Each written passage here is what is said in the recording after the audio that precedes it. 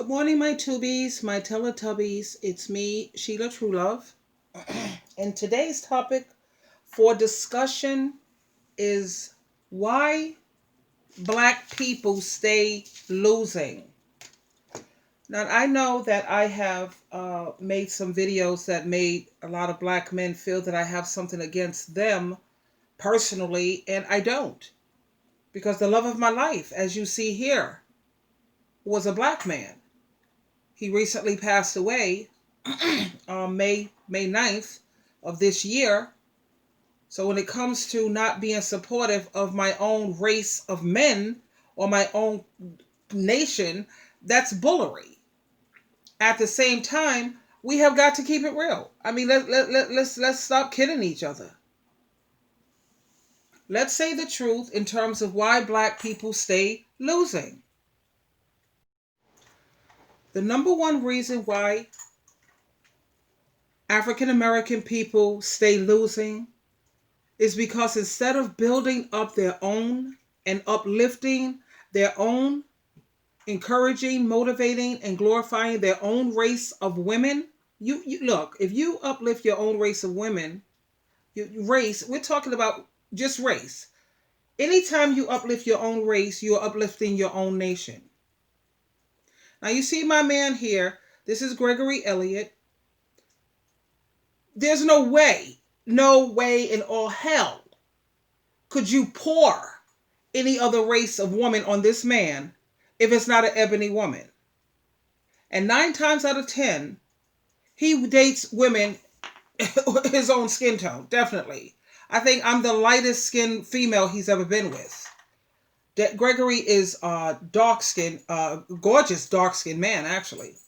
And he was a Taurus the bull, like Malcolm X. Absolutely. Totally militant. But he wasn't unfair. Gregory loved all races. Gregory did everything in his power not to see color. At the same time, he understood the concept, that you should build up your own race of women, help them to win. Why should you help other races of women or nations to win when you have your own that you need to focus on? I mean, that is the same as, let's say, a man has 3 children of his own flesh and blood. And instead of taking care of his own children, he will go into another household and take care of some other races of woman's children, her 3 kids. It's the same thing. And when I think about how Black men, they work overtime trying to tear down their own race of women's self-esteem. And then they want to complain when they're being shot down in the streets. They want to complain when they're being locked up. But they never take time to think about how do you shoot down your own race of women. You're constantly making points for the opposite team. And like I said in my previous video on Black Lives Matter, when it comes to that whatever Black men need to take a seat and sit down and shut the hell up, because they are the most hypocritical people in the universe. Okay? They are the Black race's weakest link. Not all Black men. We have a black men like Brother Ben X, and then there's Umar Johnson. And we have similar men like these. And what is that? Charlemagne? They call him Charlemagne the God. He's on the Breakfast Club. Yeah, we don't have enough Black men like that. We just don't. What is it? Denzel Washington. We don't have enough Black men like these. This is why we stay losing. That's right. This is why. And you have to ask these Black men, and I always pose this to these Black men who are always crying about white supremacy and white privilege. And I ask them, can you tell me something, please? What is worse, colorism or racism? And they're like standing there, duh. They have to look down at their shoes, or they have to look away. Never giving me an answer. because most of these black men know that that's what they're guilty of. And the reason why they're so guilty of this is because of the media, movies, magazines, advertisement, marketing. You know, it tends to get the best of the weak-minded.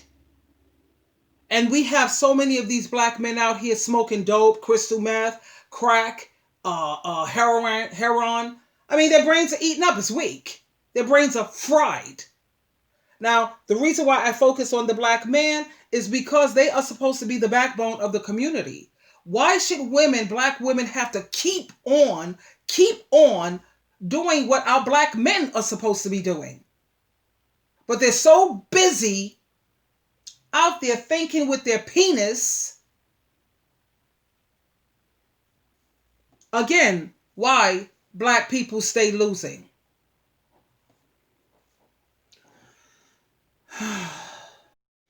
And I feel so sorry for black women who still want to remain loyal to black men. Look, this is what I tell my ladies. If you want to get married and have children, you're going to have to move on to other races. Because, you know, when it comes to ebony women with other races of men, you can't say she's being a sellout or a cooning or a coconut. That's what they say in South Africa. They call them coconuts, you know, people who do go to other races or whatever. You know, they're not being a coconut, but you have to keep in mind that it's bad enough that black women, we already outnumber black men. That's bad enough. But evidence also shows that if these black men are not gay, then they want to help, they want to glorify anything that have pale or light skin, predominantly Caucasian women. No offense to my sisters out there, because I know that all Caucasian people are not white supremacist, racist, or believe in that white privilege nonsense. No. Because I recall looking at this Black Lives Matter, you see a lot of the Caucasians out there fighting too. Let's keep it real here. And I was shocked. God, I was shocked when I saw more Caucasian men out there fighting and battling. And I was like, oh my God. It was beautiful, not sitting around looting and tearing up people's property. Of course not. That's ridiculous.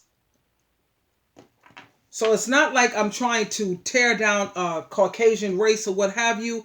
I'm just trying to make a point here in terms of why black people stay losing.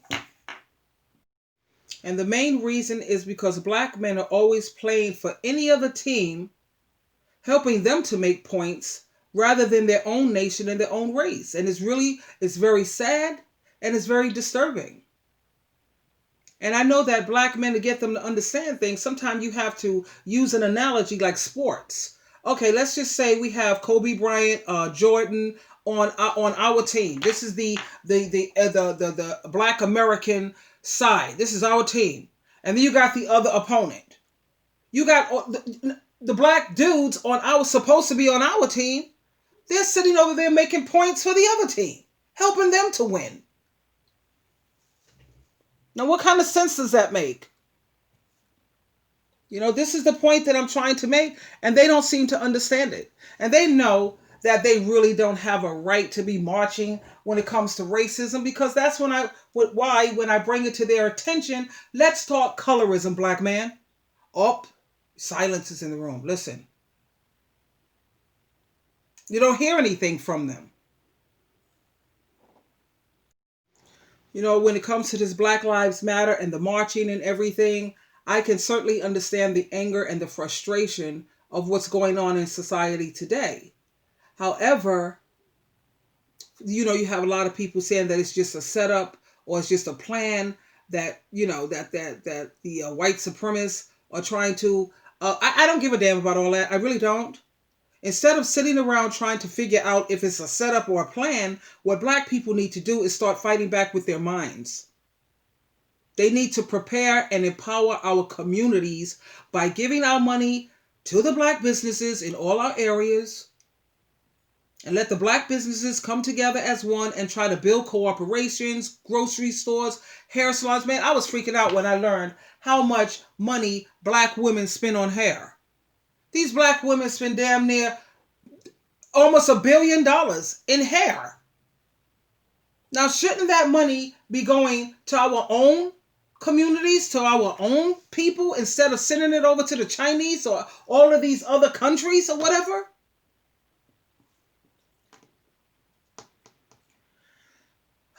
Like I said in my previous videos, we need to take our young kids and teach them how to run their own business and focus on that. And if they're so busy focusing on how to run their own business, parents, you don't have to worry about what trouble is he getting into. Where is he at? What is he doing? What is she? Better yet, let's put some emphasis on she here, because I'm a little reluctant to try to help any black man prosper when it comes to building him up in businesses.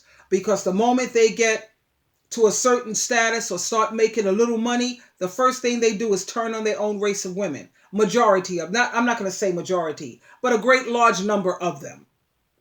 Like I said, we don't have too many Umar Johnsons, Malcolm X, brother Ben X. You can check him out on YouTube. Brother Ben X. He's a cute little, he's like in his 20s or maybe 30. He's brilliant. And he's out here fighting for the success and trying to help black people to stop losing. And his wife, oh my God, the way that kid picked his wife, she's bad. She's beautiful. She's like my skin tone. His skin tone, the same. He picked his own skin tone. And she's, oh my God, brilliant. And she's cute as hell. And the way this young man, Brother Ben X, picked his wife, that's the way all black men should be picking their women. Based on that. She walks into a room and you can almost feel, through YouTube, I was almost feeling the woman's power. She was mind-blowing. Literally.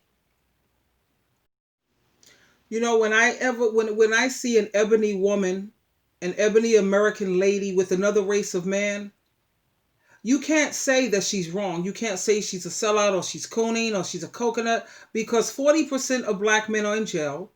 25% are probably gay. 25% are so filled with self-hatred.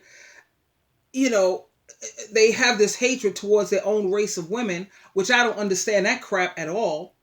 Because from day one, when they took their first breath into this world, when they first opened their silly little eyes, it was a black woman who was taking care of them. A black woman who's feeding them, clothing them, nurturing them, building them up. Their mothers. When their daddies are long gone and have run off, who is it right there that's nurturing and taking care of these black men from day one? Black women have been doing nothing but building them up, raising them up, struggling on their own, especially if she's a single parent. And then the moment he gets strong, where he's in a position where he could give back and help his own nation of women and community, he goes somewhere else to help somebody else's team win. That's just stupid. So when you see an ebony woman with someone else, she has no choice, because we outnumber black men. Let's just say you got 100 black women and only 50 black men. So that's 50 women that's going to have to go without husbands or families or marriage or what. I mean, come on. We have no choice. Black men, on the other hand, they have no excuse whatsoever for dating outside their race. They don't. You need to take care of home first. There's a lot of black homes that need men in them. But instead of taking care of your own, you rather go take care of somebody else's household. Please. I mean, they have an abundance of ebony women. We come in all shapes, sizes, skin tones, everything to choose from. Now, ebony women, on the other hand, we're forced to date outside of our race because our options are so limited. Especially if a ebony woman wants a family. You can never compare ebony women dating outside their race to black men doing so. Black men doing this is just outright disrespectful. I see it as disrespectful.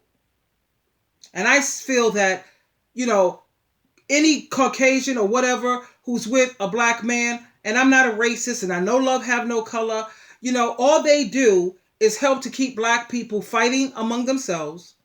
All they're doing is helping to keep black people divided and separated. So they could never be a part of the sisterhood as far as I'm concerned. Now, when it comes to my vanilla sisters, they know what's up. They know who they are. We love them. Literally, we love them because they're not trying to keep black people divided or fighting. And instead of these black men building up, glorifying and uplifting and supporting their own race of women, and until they start doing that, black people are going to stay losing. I don't see any reason why black women should continue to support these black men when all they're going to do is defecate on us. All they're going to do is do everything in their power. You know how the police officer out there shooting them down unfairly, locking them up unfairly? Well, that's exactly what they're trying to do to black women. They're trying to shoot down our self-esteem. And when a woman is out there working with no self-esteem, which good luck with that, black men, because ebony women, we strong as hell. Our self-esteem is like one of the highest self-esteems out of all other races of women. Do your research. At the same time, it's a damn shame that we have our own race of men trying to destroy us.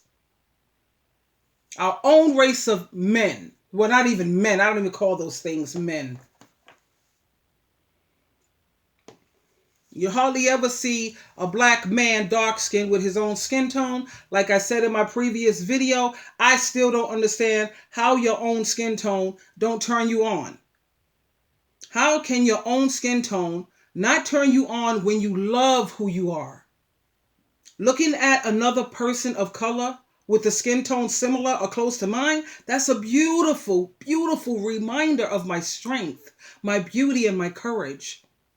And just thinking about that and looking at him, that alone, look at this man I'm with here. That excites me. Looking at this beautiful black man. Chocolate. Yes. I love the way I look.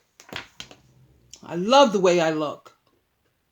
And when I have a partner that is a reflection of me, every time I look at this man, Gregory Elliott, it used to strengthen me, encourage me, motivate, and excite me to the highest level because I know and I feel that I am so amazing. I look at him and I think about all the things that he has overcome and all these black men and black people have overcome. So me looking at you, it's a reminder of my strength. That's right. That's why I always want to look at someone who's constantly reminding me of that. But if you hate who you are and how you look, then of course you want anything or anyone. You don't want anyone who's going to remind you of you. You want anything or anyone who will not remind you of your own self-hatred. And that's sad. That is like, oh, have they even invented or created a word to describe how horrible that is? Anyway, in closing, when black people start investing and supporting and uplifting and building up and encouraging and glorifying their own, then maybe we wouldn't stay losing and we could start to really, really win. I know this world is terrified if black people ever unite, baby. Oh, please, we can run the goddamn world. Are you kidding me? Let's think about it. We had 400, the other races had a 400-year head start. This is how I know how powerful we are. Amazing. I mean, seriously. They had a 400-year head start. They're almost at the finish line. Black people was all the way in the back. And look at how far so many black people have come. Whereas you have other races who are still living in trailer parks and working at rinky dink, whatever the hell. No offense to any of my other races of people. I'm just, again, trying to make a point to show black people how powerful we are. We are mind-blowing. I mean, really. Think about all the billionaires, Jay-Z, Beyonce, Oprah Winfrey, so many others when you go online, black billionaires that we have, Tyler Perry. Now keep in mind, they was all the way in the back. Oh, we were all the way in the back. How powerful we are. Anyway, black men, Don't you dare forget. Don't you ever forget when you want to say black women don't hold you down. They don't support you like other races of women. Honey, we supported you and held you down from day one when you took your first breath. And remember that. Anyway, this is Sheila True Love. Truly loving you always. Please don't forget to subscribe and share. And until my next video, talk to you later.